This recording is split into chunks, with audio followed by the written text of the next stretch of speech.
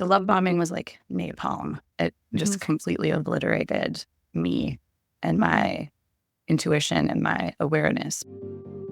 Welcome to Heartbreak to Wholeness, the podcast helping you heal from the mindfuck of narcissistic relationships and move towards the secure, peaceful woman you want to become.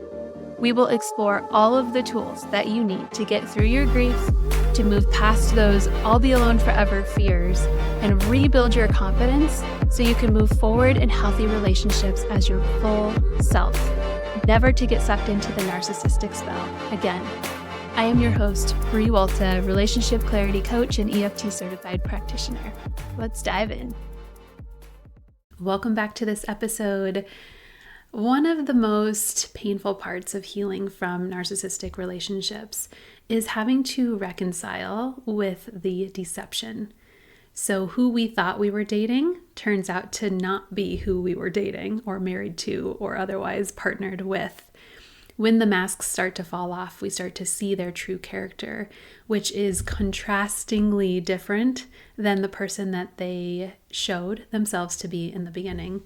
In this episode, I am diving deep with Hilary Buckwalter-Wilde, who went through a narcissistic relationship and this complete mindfuck of trying to make sense of her ex-partner's true nature. You will hear all about her story and the sequence of events that led to her partner's masks falling off and how she responded each time that mask did fall off. So if you have just left a relationship and are in the mind spin of, was any of that real? Who is this person? What type of relationship was I actually in? Please listen to this episode. We talk all about the love bombing phase and how that creates this perfect illusion of the person. We talk about why we overlook the truth of what somebody is actually saying to us or the actions that they're actually showing us to who they really are. And you're going to hear us talk about how both Hilary and I have healed these worthiness wounds that kept us stuck in these relationships and kept us stuck in dynamics with unhealthy people, and how you can too. This conversation was so good that I had to split it into 2 parts. So you will get part 2 this Friday as a bonus episode. So listen to part 1, soak it all in, and then stay tuned on Friday. And be sure to stick around to the end of this episode and the next episode, where we always pull an oracle card that will offer you a message that you can use this week to stay conscious of in your healing. Welcome, Hilary. I'm so happy to have you on the podcast today. Thanks, Bre. I'm so happy to be here. Yes. As we were doing our pre-interview, I don't know what you call it, our pre-chat, you sharing your story, there were so many pieces of that resonated directly with me and with the women that I work with. And so I have no doubt that your story is going to touch so many lives today. So thank you for being willing and being vulnerable to start your day and sharing stuff that's kind of challenging to talk about. Yeah. Thank you so much. I'm so grateful for this opportunity. Yeah. One of the main pieces that really stood out to me about your story was this coming to terms with the deception. I don't know if we've spoken about that so blatantly on the podcast yet. So I would like to start there in your story and just talking a little bit about what was the image, what was the facade that was given to you in the beginning, and then what did that turn into, and how was that process for you to accept that change was happening? Yeah, absolutely. And the title of your podcast is so absolutely on the nose. It is the mindfuck of ethic proportions. Yep. When I met him, I had just left my marriage after 11 or 12 years of being with my former partner, who I love and is a really decent human. And so my hair was on fire and I was starving to death in a variety of ways. And so I connected with this person, and the irony is that on our first date, he told me exactly who he was. He told me that he had had an affair for 2 years at the end of his marriage and really done a lot of harm to his wife and children. He told me that he had had a restraining order for assault. Recently, he told me that there were other circumstances where he had caused harm. But it was wrapped in this package of, but I'm a changed man. I've healed so much. I've learned so much, and I'm feeling better than ever. Here's all of the therapeutic and healing things that I'm pursuing for myself. And so I felt like I'd found a unicorn. And I just fell right into believing all of these things that he shared with me.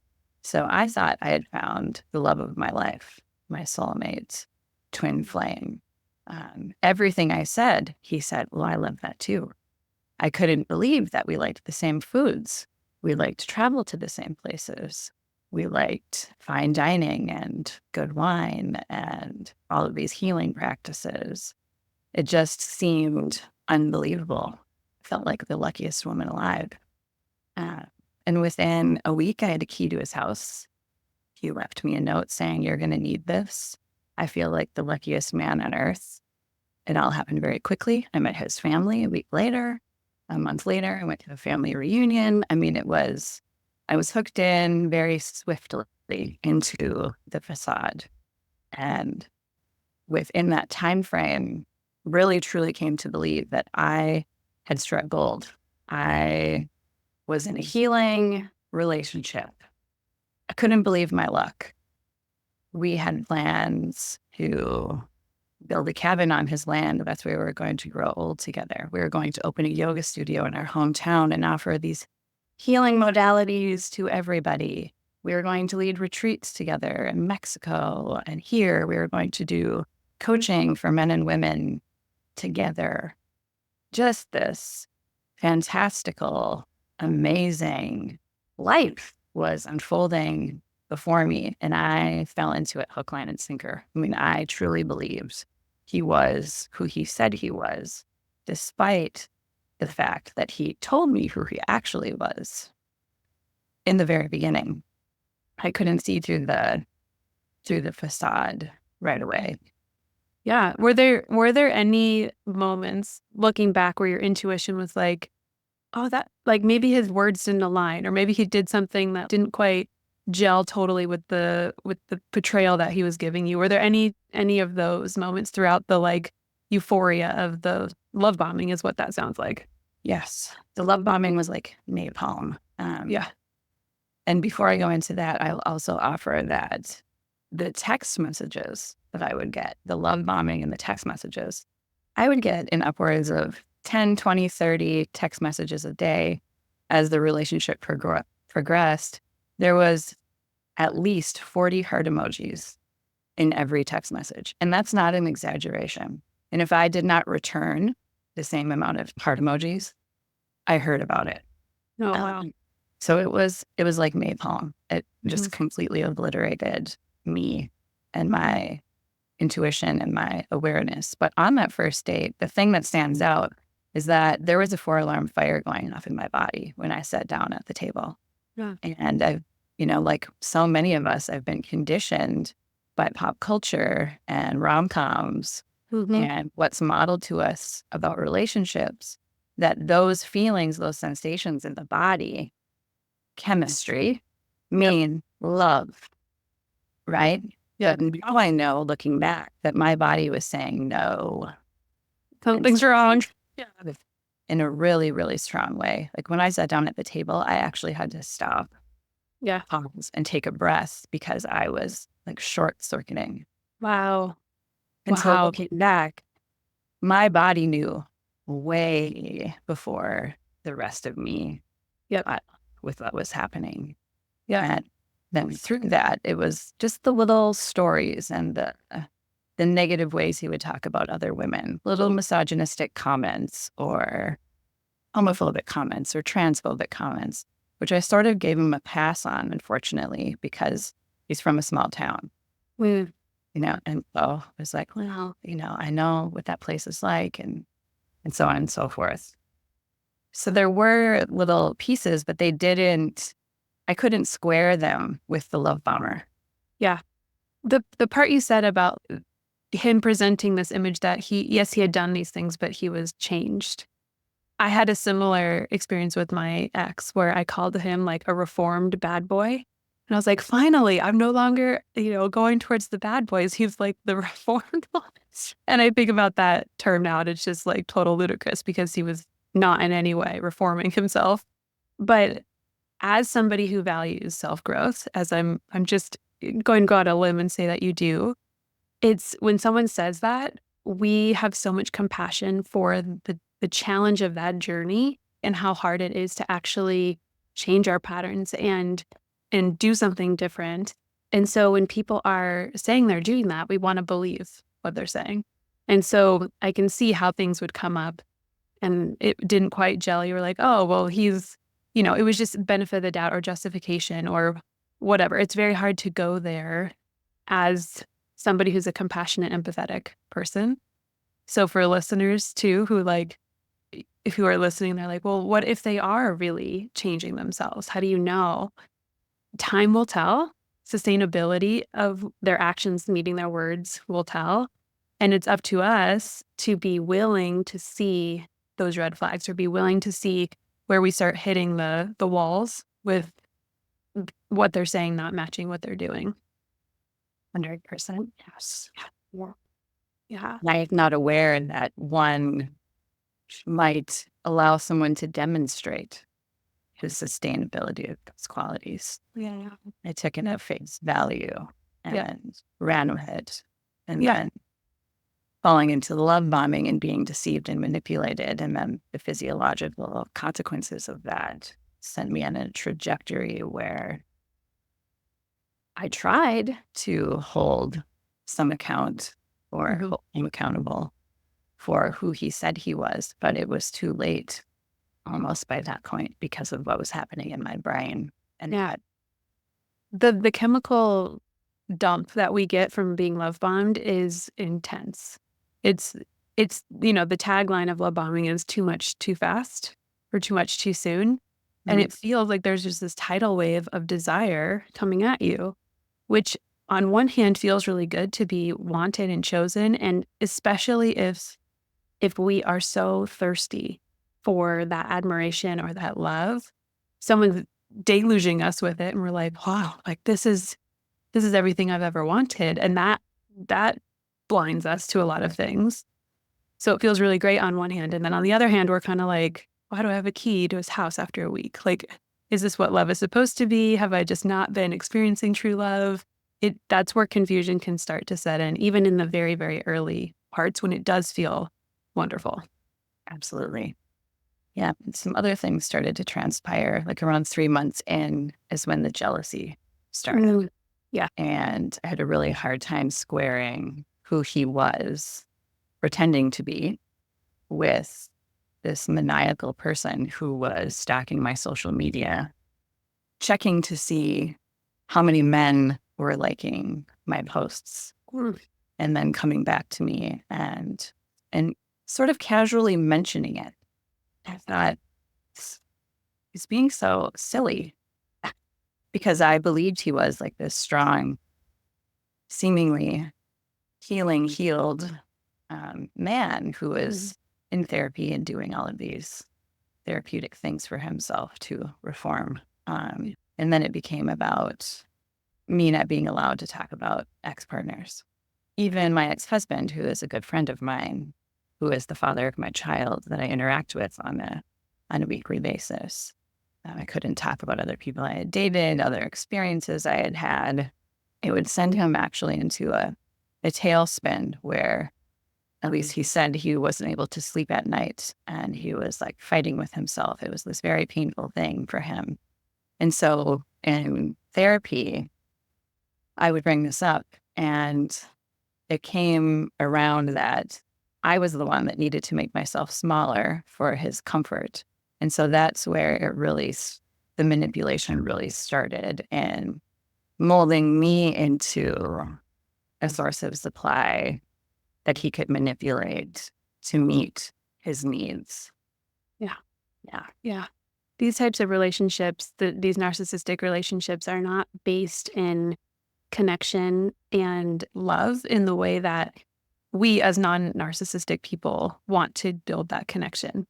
their desire to be connected to another person comes from needing power and needing validation and needing control.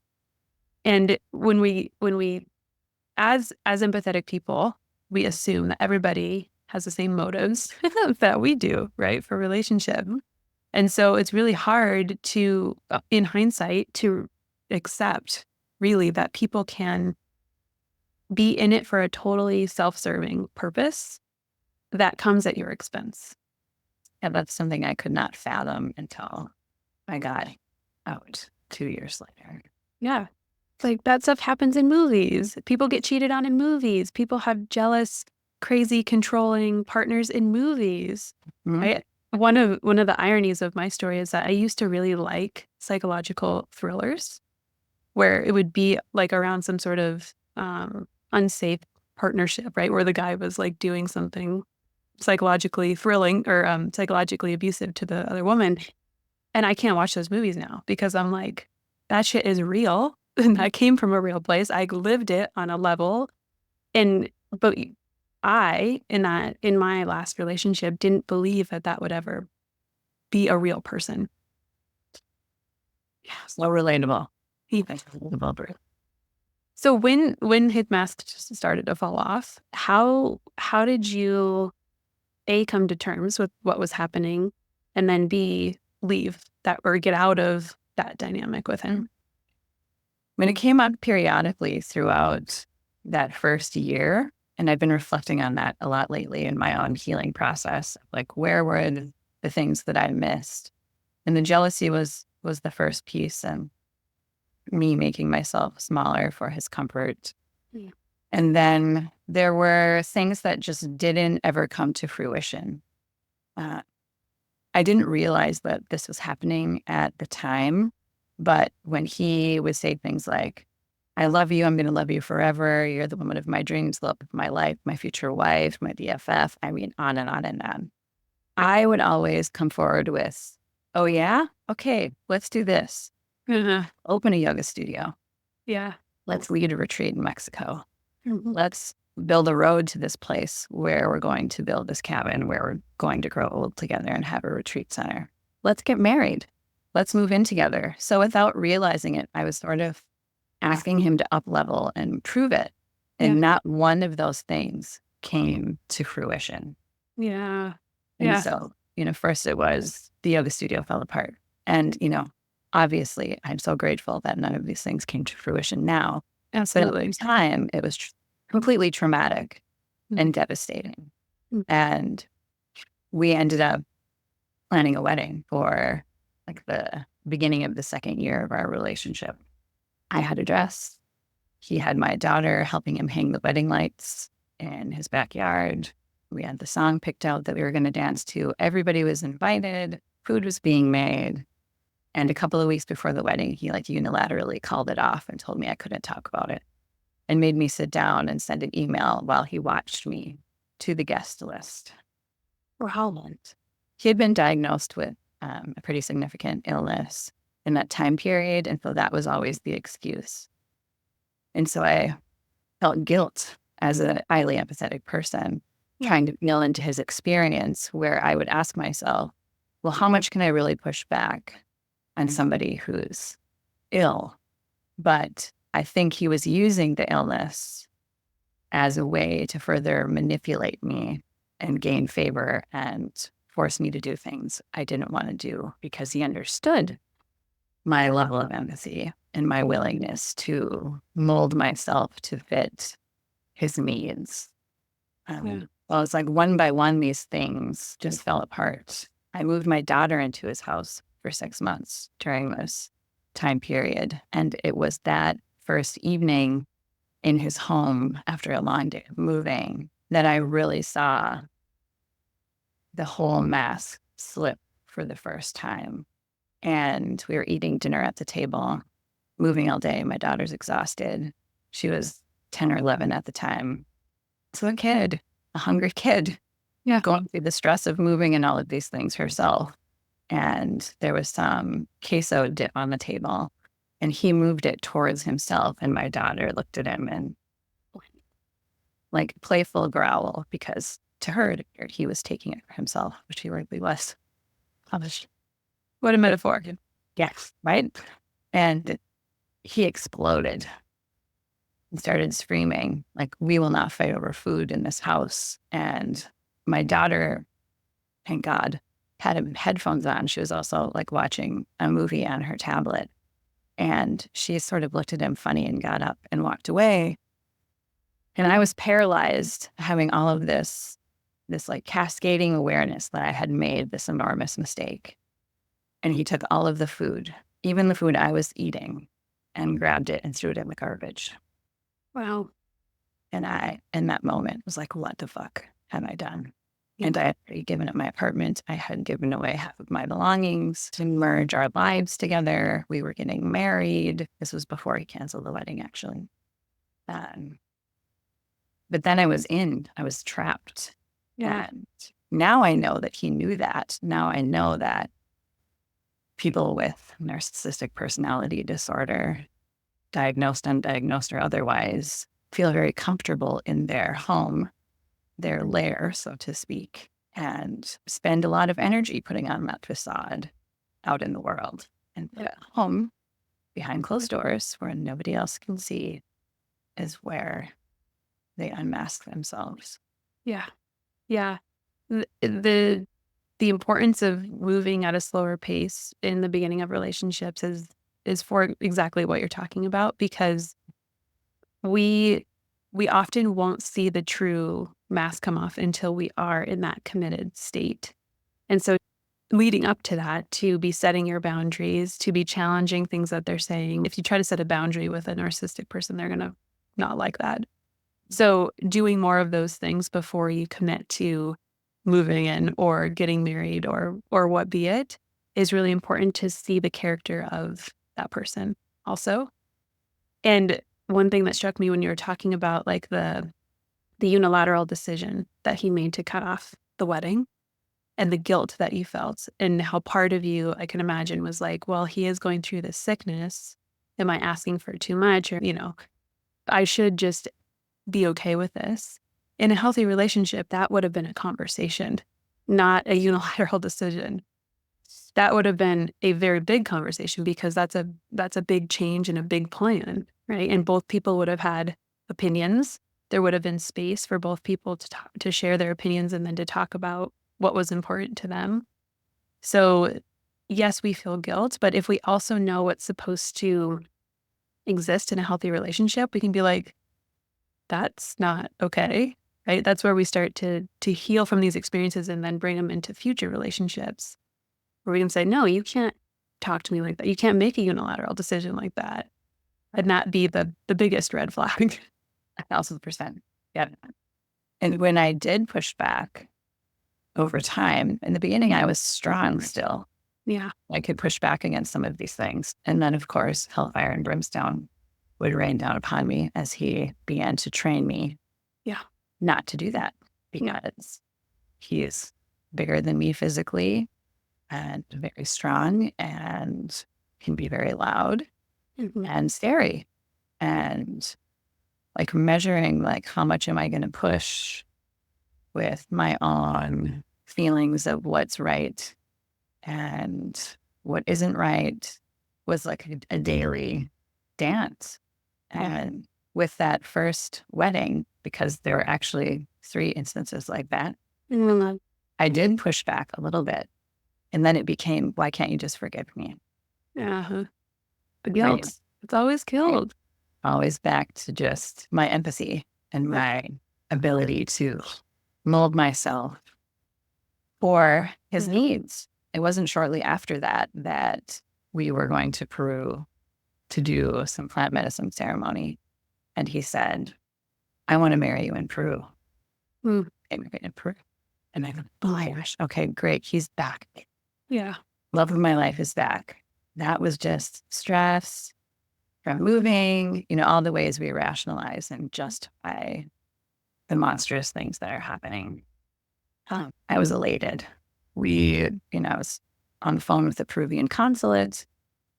My friend who's a medicine woman, we were doing Zoom calls with her about what the ceremony might look like. I mean, it was happening. couple of weeks before we're supposed to leave, we're out on a date. I say something about a detail. Oh, that's not happening. We're not getting married in Peru. And you can't talk about it. Oh my gosh. Lost my mind, beside myself, pain, grief, trauma, the state of urgency and hypervigilance in my nervous system, through all of this never abated. It was always at like this fever pitch level of unsettled anxiety. And I was devastated. And there was something wrong with me. Am I crazy? Is he crazy? Am I losing my mind? And so meanwhile, amidst all of this, like I'm working one-on-one with clients. I'm working with couples. I'm coaching people on wellness, mental health, all of these things, right? Yeah. My life, which I am also simultaneously portraying on social media as being perfect with this love of my life, writing posts about this man and how amazing he is a lie. And I don't even know that it's a lie, as I'm like struggling in this soup of my own confusion and cognitive dissonance. And we ended up going to Peru. We got stuck there because the government got overthrown and the airports were closed. So I ended up being trapped in a small hotel room with him as he continuously unmasked, like throughout our 3 weeks there. And at one point, when I stood up to him and said, this is not okay, the yelling, swearing, the misogynist comments, like as a woman, I'm offended. Like there's just, at this point, there was such a vast array of things that had happened. There wasn't just one thing to choose from to try to hold him accountable for. But he looked at me and he said, maybe you're finally seeing the real me. Oof. Whoa. And I was like, okay. So yeah, on to you. Yeah. When we got home, I moved out, my child out in the middle of winter, 20 below zero. Thankfully found an apartment to move to. And again, I'm still like holding my life together. I'm in grad school. I'm working. I'm single parenting. Putting out to the world that I'm in this thing because it's so shameful. Yeah. And so embarrassing. Some of my close friends knew and were calling me out on things and calling me in on things. And some of them I stopped talking to because they're like, this isn't okay. What are you doing? This isn't okay. And after I moved into my own apartment, I stayed. I stayed in the relationship. And it didn't take long. It was about a month. And the mask kept slipping, more yelling, more swearing, more demeaning behavior, belittling me having to make myself small in a variety of ways. Now I couldn't post certain things on social media. Now I couldn't talk about certain things on social media. I ended the relationship and was devastating. I thought I was going to die. I literally felt like I was going to die. What was I going to do without this person who I believed was my best friend? And then I went right back 4 days later and took him on a trip for our healing. Still thinking if I said something the right way, if I had the right educational resources, if we were in therapy, I could teach him about boundaries. If I could teach him about empathy, that somehow I would be able to penetrate, because I had no awareness of narcissistic abuse still at that point. Yeah. I thought I was just dealing with a volatile individual who's going through a difficult time that could be taught, that could be shown a path. And of course, as a person in the healing arts and a person with deep empathy, I thought I could illuminate for them, right? And to my own detriment again and again and again and again. And so after we got back together, as we know now, that's when things get worse, right? It's like when you leave them and then get back together, things start to cumulatively really unravel and get worse. And so through the course of last spring and summer, things were like high highs and the lowest lows. And in there, he asked me to pick out an engagement ring. My heart is just like, But I didn't get back together as many times with marriage on the table. But I know that the fucking hope that we feel when they're in the part of the trauma bond cycle or the narcissistic cycle where they're like, I've changed, I'm sorry, this is what, it's all of the things that we want to hear. And so we just pour ourselves completely back into their cup, where it's just like, let me fill you up, let me fix you, let me go to therapy for the both of us, let me do this, let me try that, let me try this way of phrasing my boundary and see if that doesn't offend you in the same way. Like, it's just, I just feel you so deeply on what you're saying. Thank you. Yeah. And I'm laughing because now in retrospect, I can find the humor in it now that I am, have healed significantly.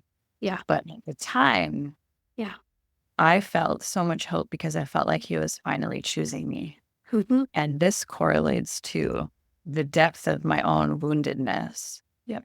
around being chosen, around my lovability, around worthiness, Yes. which was also the driving factors on our first date that I was not aware of, right? So all of this is happening below the surface that I've come to know in a much different capacity now through the healing process. But then I felt like, oh my God, he's finally choosing me. Like, we're going to get it right this time. I picked out a ring. I sent it to him. I told all of my friends.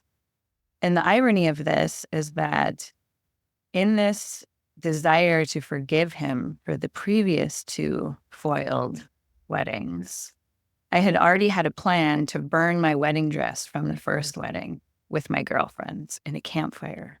Uh-huh. So on a Monday, I'm burning my wedding dress in a campfire while picking out a ring for the third wedding engagement, whatever, snafu. Not able to see what I'm doing. Yeah. Right? Like burning the wedding dress from the first failed wedding attempt while picking out an engagement ring for the third failed, about to fail wedding attempt. And it's like that level of crazy is like so emblematic of this form of abuse, right? Yeah. And what you just said about it's like paralleled the depth of your wounding around wanting to be chosen. That's such an important piece to this, because that's the piece that we can take accountability for. When we can recognize that when we have such a deep well that we're looking for someone else to come and fill for us, right? I don't feel worthy or chosen or lovable on my own. I need someone else to validate that. That becomes the driving factor above all else. So I see in what you're saying, like that part of you needed him to validate her so badly that she blinded out everything else. Yes. That became the soul desire, the soul need, the survival that comes in with the trauma bond of like, I need this attachment. I need this person to choose me. And that in our healing is what we get to heal so that we are not in such desperate need from the next person. Yes. We can fill our own sense of self, our own sense of worthiness, and other people can appreciate that and celebrate that, but we're not in need of them to complete us in that way. And that's where the term like soulmate, twin flame, I get very concerned with those terms when people use them, because it's like, what you mean by that is your other half, this person that's going to complete you, this person that's never made you feel any other way than you felt before. And that to me is the biggest red flag, because in healthy relationships, we want to be our full self. And then someone gets to move along with us, to complement us, to lift us up, not be like this missing puzzle piece to who we are. Absolutely. And I've done so much internal family systems work and archetypal psychology work this past almost a year now that I know exactly who those little girls are. Oh, yeah. Inside of me, who were the ones saying, like, I would even hear their voices at times. They would say things like, please don't leave me. What I actually meant to say, adult wise me meant to say was, I'm done. Yes. And I would wonder, who the fuck was this? Why did I say that? Why did I say, please don't leave me? Well, now I know. I know why I was entrenched and stuck for so long. And now in this space where I'm sitting with you now, have healed so many of those parts that I am actually eternally grateful for this experience. Yeah. But after the burning of the wedding dress and the engagement ring, he immediately went and sought out other women and had actually been doing so for a while. And I suspect had likely been doing that all along, right? We know that that's how this works. And when I got upset about it, like now trying to square, but you said I'm your future wife. I picked out this engagement ring. We've been through so much. I thought we were on this track. When I got upset about it, then it was returned and like flipped onto me. And then it really, really, really got bad. And the yelling and the swearing and uninviting me from things that were planned, making my life miserable with the silent treatment, like keeping me right at that edge of losing my mind and manipulating me. And at that point, I really knew something was wrong. Something was really, really desperately wrong. Like all of my journal entries for those months, it's just like, get out, get out, get out, get out, get out, get out, like wise mind. Yeah. And things continued to unravel at a clip. I mean, it just sort of cascaded into this horrifyingly awful end of summer last year. I didn't know at the time that he was already grooming the new supply. And like, that's why things were getting so bad. Belittling, demeaning behavior, telling me that my professional life is meaningless, my education is meaningless, that the work I'm doing in the world doesn't work. And there was part of me that was still looking at him when he was saying these things. And I was like, who are you? Not realizing he was trying to reverse discard me because he was already moving in a direction towards this new person. Yeah. He found different validation, different source. Yeah. And I'd become way too much work. Yeah. To hold him accountable for his behavior and all of the things that had happened. Yes. And so through last fall, he continued the demeaning, belittling, reverse discard behavior. But I wasn't getting it. Like I was still in the trauma bond, still wanting to believe that he was who he said he was, even though I knew I needed to get out. I was completely crippled and paralyzed. And I have so much empathy for myself then and how challenging and difficult it can be to see through the deception and the manipulation, even when we're basically broken. Like by that point, I had lost 20 pounds, half of my hair had fallen out. I didn't know who I was anymore. I was living completely in a destroyed nervous system state of urgency without relief.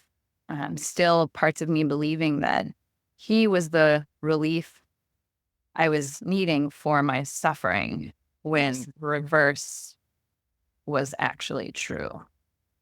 Yes. So much compassion for ourselves looking back on what we couldn't see and what we didn't know.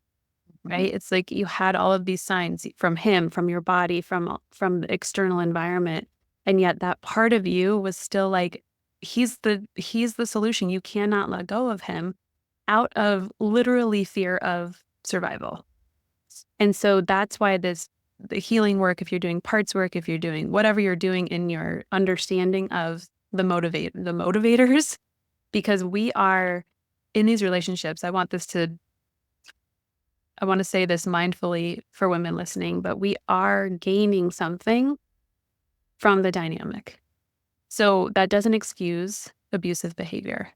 But in your situation, you were gaining, whenever he would give you the morsel of attention, you were gaining that sense of, oh my God, I'm okay. And that's where we get to start to shift, where we're getting that safety from. Yep. Okay, we're going to take a pause right here from Hilary's story, and we're going to finish her story in part 2 that's coming out on Friday. What we talk about next was just way too good to leave to the end of an episode. I wanted it to be its own focus. So please tune in to part 2. We're going to be diving into how sex was used in her story and in my story to manipulate and control.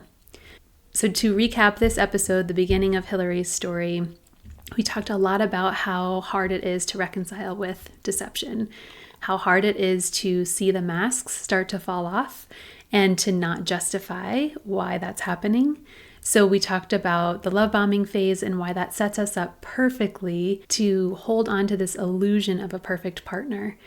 We talked about why we overlook what people are actually saying to us and who they actually are showing themselves to be. And we talk about how important it is to heal that worthiness wound so that we are not staying stuck in relationships that aren't serving us or aren't treating us well or are even abusive. Hilary was so vulnerable in sharing her story and is equally as vulnerable in sharing her story in part 2. So please make sure that you head over there on Friday and listen to the rest of the story. Because I did split this into 2, the oracle card that Hilary helped us pull is at the end of the next episode. So I'm going to pull a card on behalf of the listeners today for this episode. And as I'm starting to shuffle the deck, I'm just asking, what is the message that you need to hear today to stay more conscious and awake in your healing?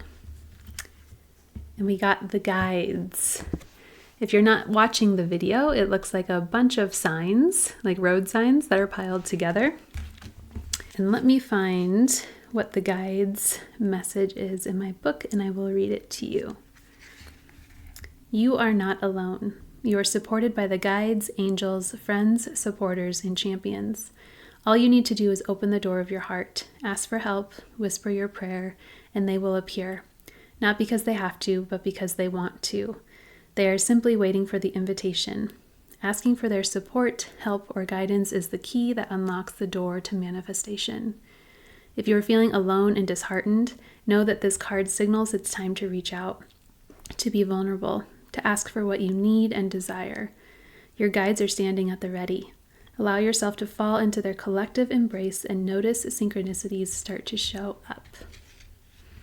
Let that message sink in. See how it resonates for you. Again, part 2 is coming on Friday. Please tune in. You are not going to want to miss it. As always, this podcast is for you and you are not alone. I will see you in the next episode.